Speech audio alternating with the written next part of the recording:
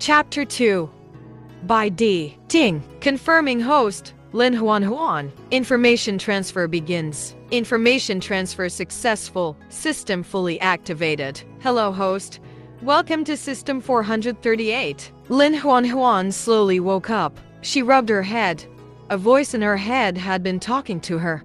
The other party seemed to be speaking about a system. Baidi suddenly said, "You're awake." Lin Nuannuan regained her senses. Only then did she realize that she was lying on the back of a tiger. When she saw this, Lin Nuannuan recalled the scene of the living person transforming into a tiger. She was still a little afraid. As he carried her along, he asked, "How do you feel? Are you still feeling unwell?" Lin Nuannuan carefully sat up. "I'm fine." "Where are you taking me?" Baidi was fast, and the wind howled past them as they moved. Lin Nuannuan was still naked and shivering due to the cold. "I'll take you to the wolf tribe and witch doctor." Bai noticed a change in her and immediately stopped. He transformed into a human and placed Lin Nuannuan on a large tree, and then took off his leather skirt.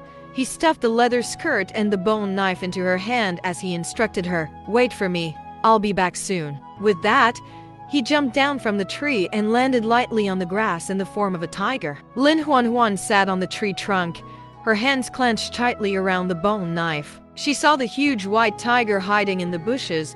Not far in front of him was a wild boar that had just eaten and was dozing off. The white tiger waited quietly for a moment. When the wild boar had completely let its guard down, the tiger suddenly rushed out and bit the wild boar's neck. Blood splattered, and the boar squealed in pain. The wild boar struggled desperately, but in the end, it could not escape the tiger's jaws and was bitten to death. Lin Nuannuan, who had witnessed the entire process, was stunned by this hunt. A wild boar that size could send her flying with a casual bump, but Bai Di had killed it with a single bite. Lin Nuannuan felt that she had to reevaluate Bai Di's combat power.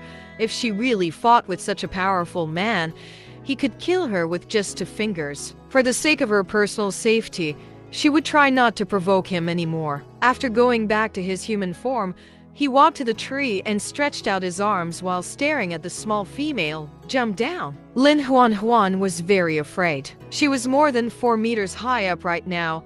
If she wasn't careful, she would end up breaking a few bones even if she didn't die. He saw the fear in her eyes and understood immediately. So, his little female was afraid of heights. Baidi hadn't lived with a female since he left his parents as an adult.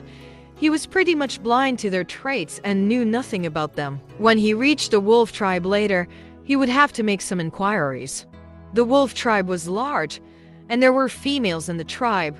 Surely, they knew how to take care of females. Baidi climbed the tree with vigorous movements and carried Lin Nuannuan. He then jumped down and landed firmly on the ground. He said, "Give me the knife." Lin Nuannuan handed the bone knife back to Baidi. Baidi used a bone knife to remove the skin from the boar's body in one piece, then cut the meat and bones separately. Baidi cleaned the boar skin and wrapped it around Lin Nuannuan. "This way, you won't be cold." A familiar voice suddenly spoke in her mind. "You've obtained a wild boar hide and triggered a novice mission. Host, please collect 3 animal hides. After the mission is completed, you'll be given a novice gift bag." Lin Nuannuan was stunned. Novice mission, novice gift bag. What were those? But the system gave no response. She could only wrap the boar hide tightly around her and ponder the answer alone. The untanned boar skin smelled of blood, but she had to admit that it was much warmer to have it wrapped around her. At least, she didn't have to run around naked anymore. Lin Nuannuan whispered to Baidi, "Thank you." The sight of her small form hidden in the boar hide made him have the urge to reach out and touch her ears. "I'll buy you some clothes when we get to the wolf tribe." Lin Nuannuan's ears were very sensitive. When he touched them, they immediately turned red. She endured her shyness and asked, "What's the wolf tribe?" "That's where the wolves live. It's not too far from here. Usually, if I need anything, I go there to trade or buy from them." Sounds a lot like a village. Village? He wasn't sure what the word meant. "I've only heard of tribes and cities. I've never heard of a village." Lin Nuannuan's eyes lit up. "A city? What kind of place is that? Are there humans there?" "Humans? I've never heard of them. Those cities are built by beasts. They're very powerful, but they're also very fierce. If you're interested, I can bring you there to have a look in the future. Lin Nuannuan didn't know what the city was to these beasts. She just took up Bai Di's offer as an ordinary trip and nodded. Okay. Bai Di cut off the tender part of the boar and handed it to Lin Nuannuan. Eat. Lin Nuannuan looked at the bloody meat in front of her and was stunned. This is raw meat, Bai Di said. What's wrong with raw meat? It's fresh, and it tastes good. Eat it quickly. Lin Nuannuan slowly shook her head in horror. No, no, no. I don't eat raw meat. He frowned. You don't eat meat. No wonder you're so skinny. You can't remain like this. Not eating meat is bad for you. Eat it. But no matter what he said, Lin Nuannuan refused to touch that bloody piece of raw meat. He had no choice but to find some wild fruits for her to eat. Lin Nuannuan ate the wild fruits contentedly. He stared at her for a moment, then asked, You're not a vegetarian beast, are you? Are you like rabbits and deers? Lin Nuannuan was a little astounded. She was neither a rabbit nor a deer. She was human. But Bai Di had never met a human, and she had no idea what the consequences of telling the truth might be. She thought for a moment, then said vaguely, I'm an omnivore. An omnivore? That means you eat both meat and vegetables? Lin Nuannuan nodded. Yes. Then why did you refuse to eat the meat just now? Lin Nuannuan swallowed the wild fruit in her mouth and explained.